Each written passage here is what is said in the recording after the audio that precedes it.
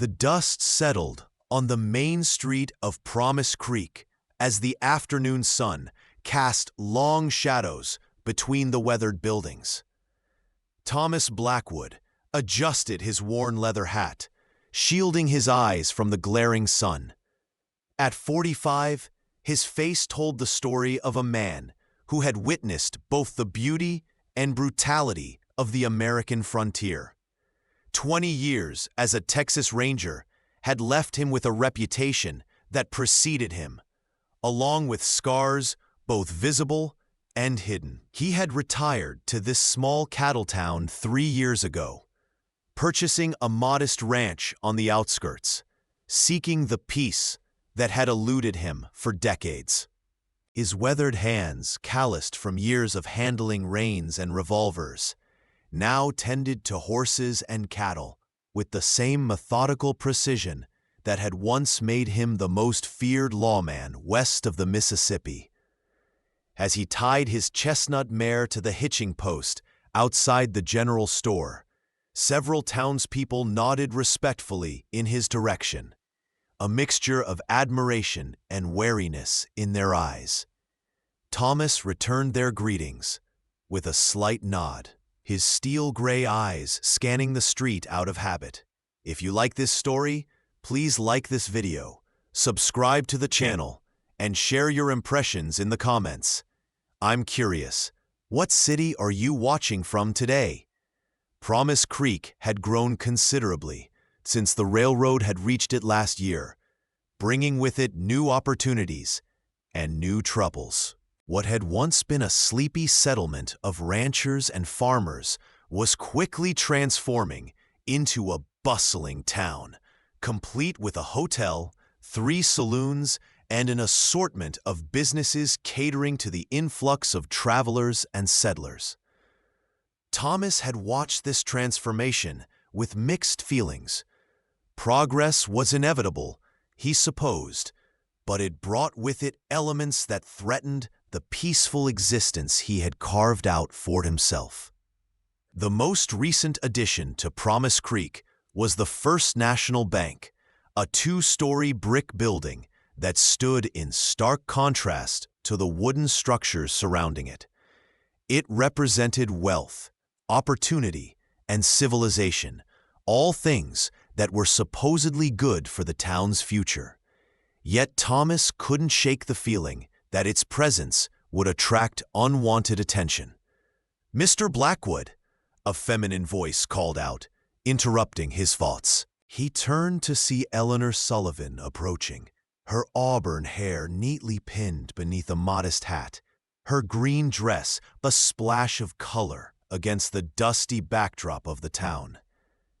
At 35, the schoolteacher was a relatively recent arrival to Promise Creek, having moved from Boston 2 years ago following the death of her husband.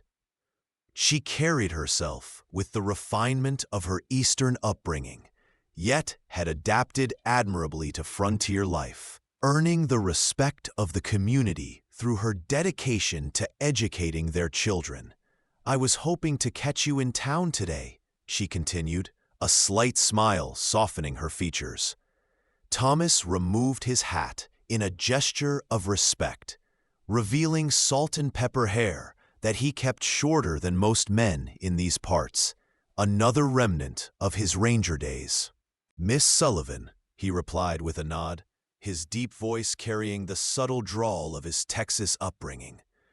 "What can I do for you?" Eleanor clutched a leather-bound book to her chest, her expression shifting to one of mild determination.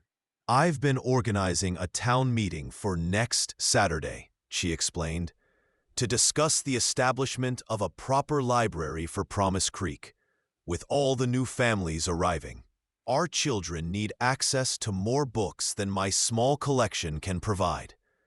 Thomas listened patiently, appreciating her passion for education, even if he himself had never had much formal schooling. "I was hoping you might attend," she continued. "Your support would carry significant weight with the town council, especially considering your history." The way she hesitated before mentioning his past told Thomas that she, like most people, had heard the stories about his time as a ranger. "I'm not much for public gatherings, Miss Sullivan," Thomas replied, shifting his weight slightly.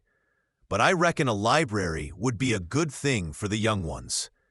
He paused, studying her hopeful expression. There was something about Eleanor Sullivan that made it difficult to refuse her requests. Perhaps it was the genuine conviction behind her words, or maybe it was simply that she was one of the few people in town who treated him as a man rather than a legend. "I'll think on it," he finally conceded, placing his hat back on his head.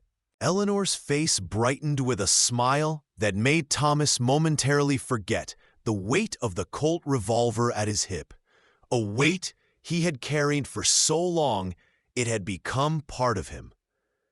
"That's all I ask," she replied, clearly pleased with even this non-committal response. "The meeting will be at the schoolhouse at 7. She hesitated, then added, "And Thomas, thank you." The use of his first name caught him off guard, creating a moment of unexpected connection between them. Before he could respond, the peaceful atmosphere was shattered by the sound of hooves thundering down the main street. Thomas instinctively moved Eleanor behind him, his hand moving to rest on the grip of his revolver, as 5 riders barreled into town, dust billowing in their wake. The men pulled their horses to a stop outside the saloon, their raucous laughter and loud voices immediately changing the tenor of the quiet afternoon. Thomas's eyes narrowed as he assessed them, trail-worn, armed, and with the hard look of men who lived by their own rules. "Trouble?" Eleanor asked quietly from behind him, her voice steady despite the sudden tension in the air. Thomas slowly relaxed his stance, though his attention remained fixed on the newcomers. "Not yet," he replied, "but best you head on home, Miss Sullivan.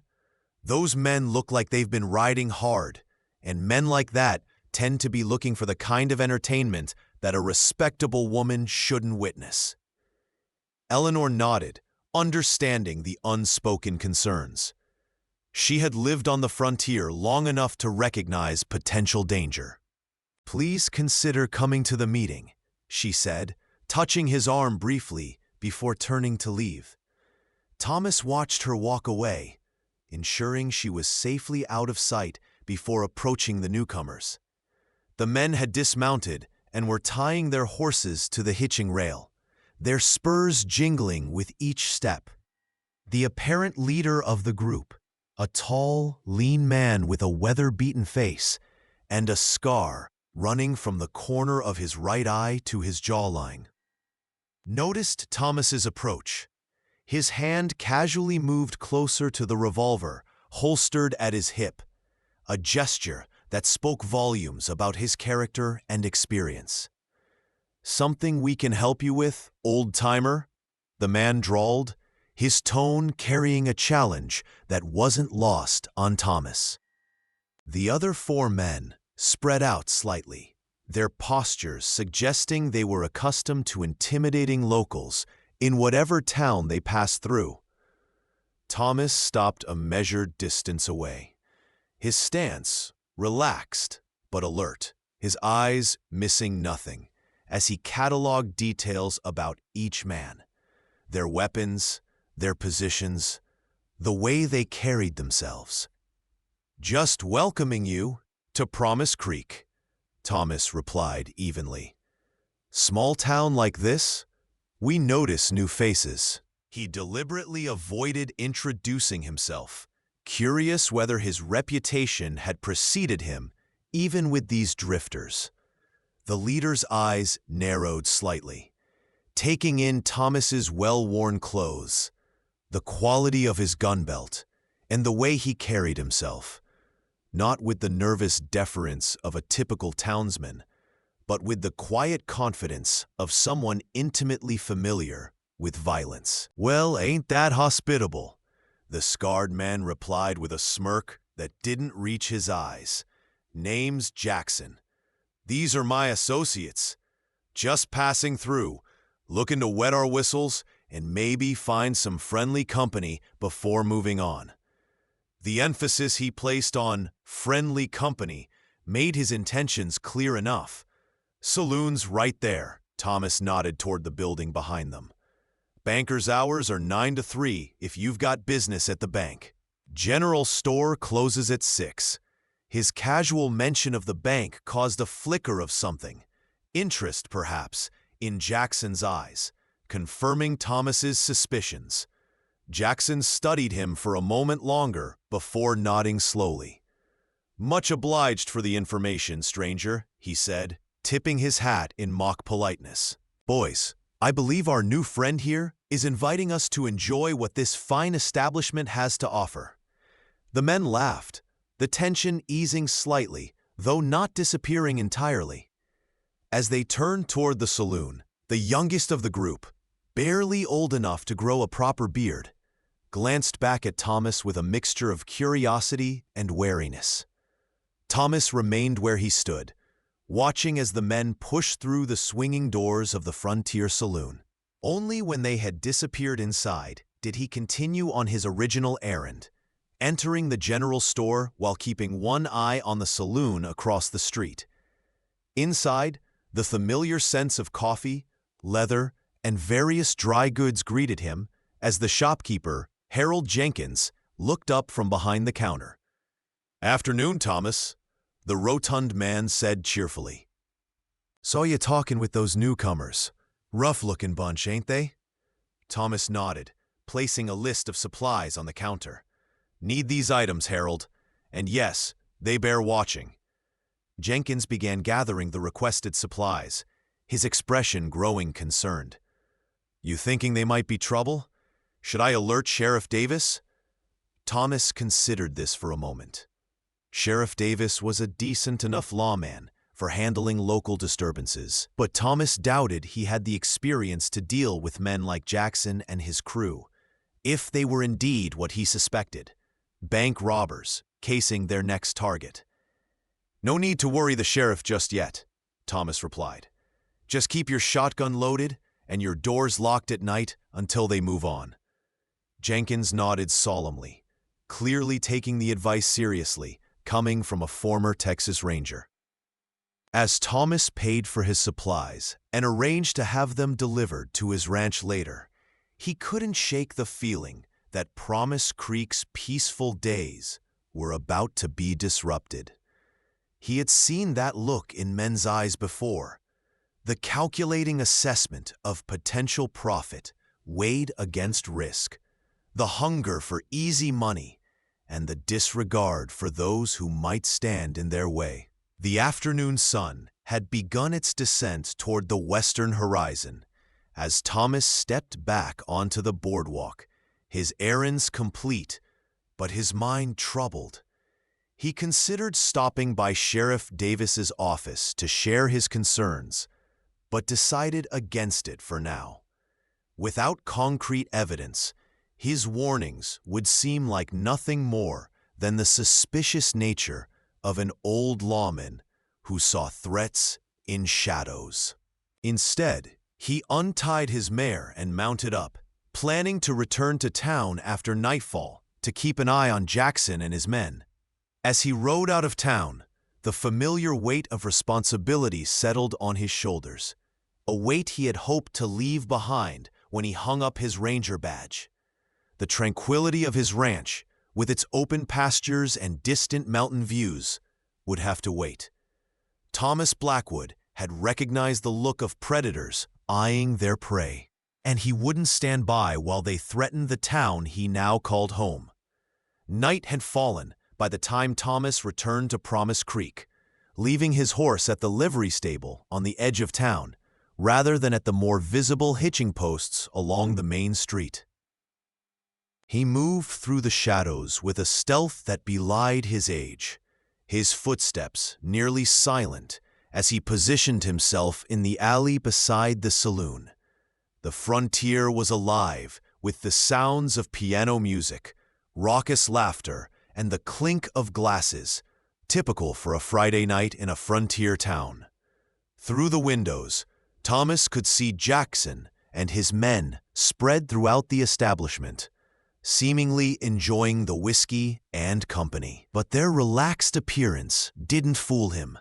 He noticed how the scarred leader periodically glanced out the window toward the bank across the street, how the men, despite appearing to drink heavily, remained alert. From his vantage point, Thomas observed as Jackson approached a young woman at the bar, Emily Watson, the daughter of the saloon's owner. At 22, with blonde hair and a pretty face, she helped her father run the place and was known for her quick wit and no-nonsense attitude when dealing with overly amorous patrons. Thomas couldn't hear their conversation over the piano and general noise, but he could see Emily's initially polite smile fade as Jackson leaned closer, saying something that clearly made her uncomfortable. Thomas tensed, his hand instinctively moving to his revolver. He had no desire to intervene unless absolutely necessary. Doing so would reveal his surveillance, but he wouldn't stand by if the situation escalated. To his relief, George Watson, Emily's father and the owner of the saloon, appeared beside his daughter, his imposing stature and stern expression causing Jackson to back off with a mocking bow. For the next few hours, Thomas maintained his vigil, watching as the activity in the saloon gradually died down. Most of the townspeople had headed home, leaving primarily Jackson's crew and a few dedicated drinkers. Around midnight, Thomas observed a subtle exchange of nods between Jackson and his men.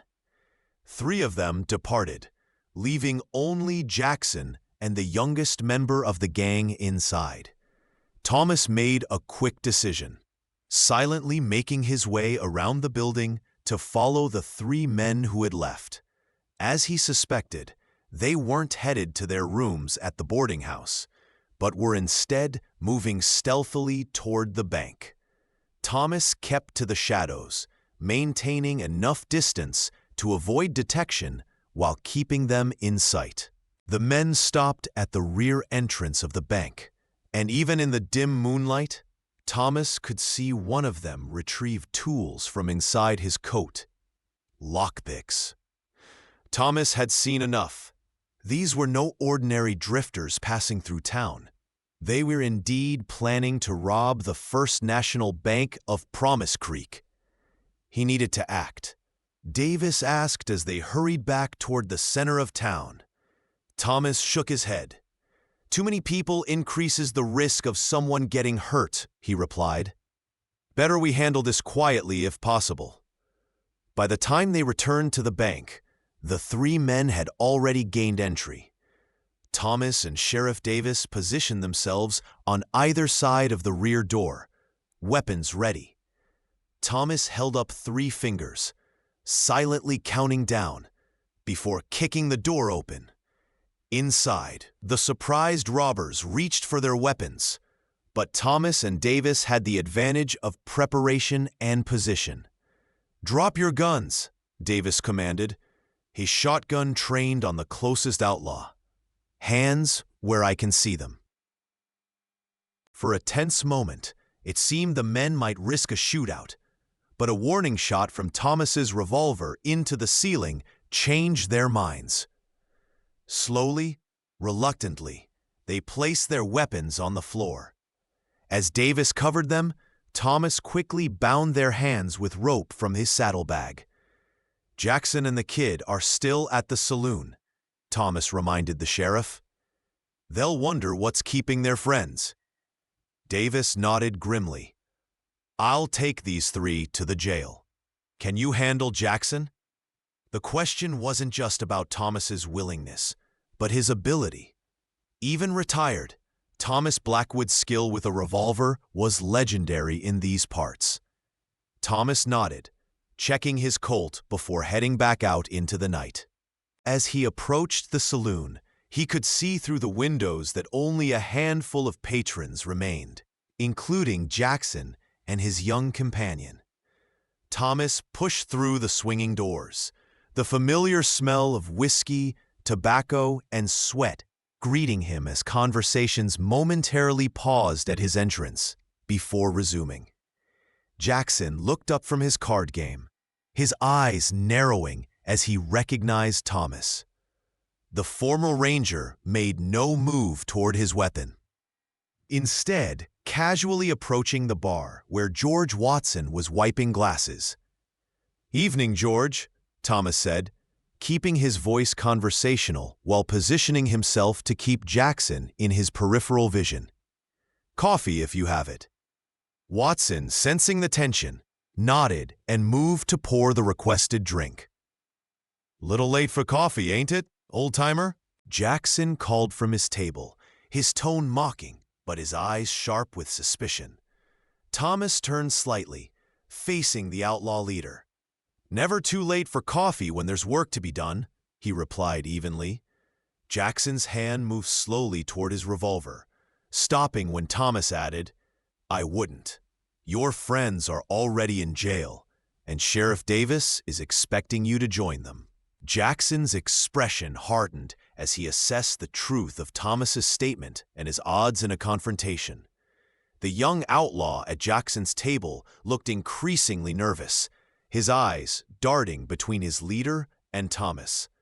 "Jackson," he whispered urgently, "maybe we should—" "Shut up, kid," Jackson snapped, his focus remaining on Thomas.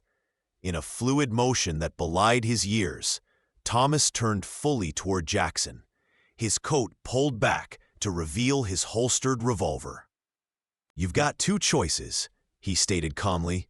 "Come quietly or don't. Either way, you're not robbing this town." The remaining patrons, sensing the impending violence, quickly vacated their tables, pressing themselves against the walls or ducking behind the bar. Jackson's face contorted with anger and calculation. "You don't wear a badge anymore, Blackwood," he sneered, confirming he knew exactly who Thomas was. "You're just an old man playing lawman." In the split second after Jackson finished speaking, his hand flew to his gun. Despite his speed, Thomas was faster. A lifetime of survival depending on such moments had honed his reflexes to a razor edge.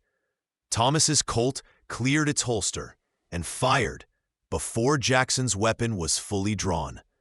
The bullet struck Jackson's shoulder, causing him to drop his revolver with a howl of pain. The young outlaw froze, his hand hovering near his own weapon, eyes wide with shock at the speed of Thomas's draw. "Don't," Thomas warned, his revolver now trained on the younger man. "You seem like you might have a chance at a different life. Don't throw it away." Wisely, the young man raised his hands in surrender, his Adam's apple bobbing as he swallowed nervously. Sheriff Davis arrived minutes later, alerted by the gunshot. He found Thomas calmly drinking coffee at the bar, while keeping his revolver trained on the two outlaws, Jackson clutching his bleeding shoulder and cursing, the younger man sitting very still with his hands on the table. "Got yourself a full jail tonight, Sheriff," Thomas commented as Davis handcuffed the prisoners. The lawman nodded gratefully. "Couldn't have done it without you, Thomas. Town council's gonna want to thank you properly." Thomas shook his head slightly. "No need for that. Just doing what needed doing." As Davis led the prisoners out, the young outlaw looked back at Thomas with an expression that mingled fear, respect, and perhaps a touch of gratitude for the chance to reconsider his chosen path. Morning brought a sense of excitement to Promise Creek as news of the thwarted bank robbery spread through town. Thomas, having spent a restless night at the boarding house rather than riding back to his ranch in the dark, found himself the center of attention as he made his way to the cafe for breakfast. Townsfolk nodded respectfully, or outright thanked him as he passed, their gratitude both pleasing and uncomfortable for a man who had spent years seeking anonymity. Inside the cafe, he chose a corner table with his back to the wall, old habits refusing to die. He had just received his coffee when Eleanor Sullivan entered, spotting him immediately and making her way to his table. "May I join you?" she asked, her voice warm but her expression serious. Thomas nodded, standing briefly as she took the seat across from him. "I heard what happened last night," Eleanor said after ordering her own coffee. "The whole town's talking about how you saved the bank." Thomas shrugged slightly. "Sheriff Davis deserves most of the credit. I just happened to notice something wasn't right with those men." Eleanor studied him, her green eyes seeing more than most people would. "That's not how the sheriff tells it," she replied. "He says you recognized them for what they were immediately, that you tracked them and confronted their leader alone." She paused as the waitress delivered her coffee. "He says you could have been killed." There was genuine concern in her voice, catching Thomas off guard. Most people who knew of his reputation assumed he was invincible, forgetting he was just a man of flesh and blood who had survived thus far through skill and no small amount of luck. "Risk comes with the territory," Thomas said simply, uncomfortable with her concern. "Even retired lawmen don't lose the instinct to protect." Eleanor's gaze remained steady on his face. "And is that all it is? Instinct?" she asked quietly. "Or is it that you don't know how to stop being the man you were, even when you're trying to become someone new?" The question struck closer to home than Thomas cared to admit. Before he could formulate a response, they were interrupted by Mayor Wilson, a portly man with an elaborately waxed mustache and political ambitions that extended beyond Promise Creek. "Mr. Blackwood," the mayor exclaimed, approaching their table with hand extended. "The hero of the hour! I was just telling the bank manager that with you in town, Promise Creek might just become the safest settlement in the territory." Thomas reluctantly shook the offered hand, noting Eleanor's small smile at her discomfort with the mayor's effusive praise.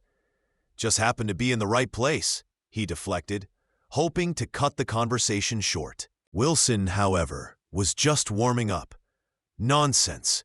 Your experience and quick thinking saved our town from disaster.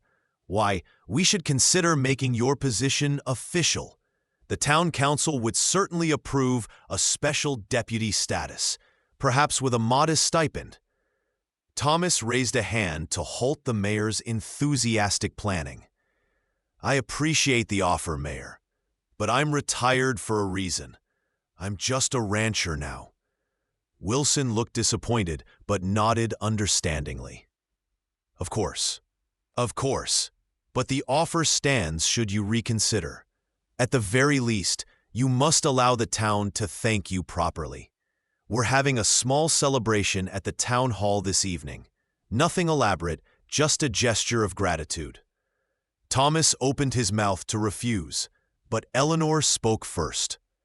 "I'm sure Mr. Blackwood would be delighted to attend. Wouldn't you, Thomas?"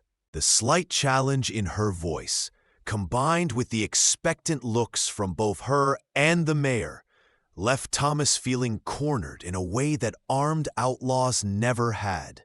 "I suppose I could stop by," he conceded reluctantly. Mayor Wilson beamed, clapping his hands together. "Excellent. 7 o'clock then. Nothing formal. We're still frontier folk after all." With that, he bustled away to spread the news, leaving Thomas and Eleanor alone again. "That was unfair," Thomas commented wryly, though without real annoyance. Eleanor's smile widened slightly. "Perhaps," she acknowledged, "but sometimes even legendary Texas Rangers need a push toward community involvement." Their breakfast continued with lighter conversation, Eleanor skillfully drawing Thomas out about his ranch and his plans for expanding his small herd of cattle. Thomas found himself relaxing in her company, appreciating her intelligence and the way she listened intently when he spoke. As they finished their meal and prepared to leave, Eleanor hesitated. "Thomas," she began, her tone becoming more serious, "about the library meeting tomorrow." Thomas had almost forgotten his tentative agreement to attend before the excitement with Jackson's gang. "I'll be there," he confirmed, surprising himself with how easily the commitment came. Eleanor's face brightened with a genuine smile that created an unexpected warmth in Thomas's chest. "Thank you," she said simply, touching his arm briefly before departing. Thomas watched her leave, reflecting that Promise Creek was becoming more like home than he had anticipated, or perhaps even wanted. The evening's celebration at the town hall was mercifully brief, with Mayor Wilson making a short speech thanking Thomas for his service to the community, followed by Sheriff Davis recounting the events of the previous night with considerable embellishment. Thomas endured the attention stoically, accepting the handshakes and gratitude of the townspeople with modest nods. Throughout the gathering, he found his gaze repeatedly drawn to Eleanor, who stood across the room chatting with several other women. Once or twice, their eyes met, and her smile made the uncomfortable formality of the event more bearable. As the gathering began to disperse, Thomas made his way toward the exit, planning a quiet escape before anyone could corner him for more conversation. He had nearly reached the door when Emily Watson, the saloon owner's daughter, approached him hesitantly. "Mr. Blackwood," she said, her voice barely audible above the ambient conversation in the hall. "I wanted to thank you personally. That man, Jackson, she trailed off, clearly uncomfortable. Thomas nodded, understanding what she wasn't saying. "No need to explain, Miss Watson," he replied gently. "Men like that prey on decent folks. I'm just glad no harm came to you or anyone else in town." Emily nodded gratefully. "Father says you were watching out for the town even before they made their move on the bank, that you suspected them right away." She hesitated, then continued with quiet determination. "I've been thinking about learning to handle a firearm for protection. Father doesn't approve, but after last night..." Thomas considered her words carefully before responding. In frontier towns like Promise Creek, the ability to defend oneself could mean the difference between life and death, especially for women. "It's not a bad skill to have," he acknowledged, "but it comes with responsibility. A gun isn't just a tool, it's a decision you carry on your hip." Emily nodded, her expression serious. Would you be willing to teach me? Just the basics?" The request caught Thomas off guard. He had never considered himself a teacher, particularly of skills he had acquired for a life he was trying to leave behind. Before he could formulate a response, a soft voice spoke from beside them. "That's an excellent idea, Emily," Eleanor said, having approached without Thomas noticing, a rare occurrence for a man usually hyper-aware of his surroundings. "In fact, perhaps you might consider offering lessons to several of the women in town, Thomas. Many of us have expressed interest in learning basic self-defense, especially those who live alone or manage businesses." Thomas looked between the two women, recognizing the trap closing around him. "I'm not sure I'm the right person for that," he protested mildly. Eleanor's eyes held a mixture of amusement and challenge. Who better than a former Texas Ranger with decades of experience? Unless you're concerned about spending time with a group of determined women? The teasing note in her voice drew an unexpected chuckle from Thomas. "I reckon I faced worse dangers," he conceded. Emily smiled gratefully, and Eleanor's expression softened into something warmer, more personal. "Saturday mornings, perhaps," she suggested. "After the library meeting is approved tomorrow night, of course." Her confidence in the outcome of her proposed town meeting was both presumptuous and somehow endearing. As Thomas rode back to his ranch late that night, the moon illuminating the trail ahead, he reflected on the strange turn his life had taken. He had come to Promise Creek seeking solitude and the quiet life of a rancher, leaving behind the violence and responsibility of his years as a lawman. Yet in the space of 2 days, he had thwarted a bank robbery, agreed to attend a town meeting about a library, and somehow committed to teaching firearms safety to the women of Promise Creek. Most surprising of all was his lack of regret about any of it. The town was becoming more than just a place he lived. It was becoming a community he was part of.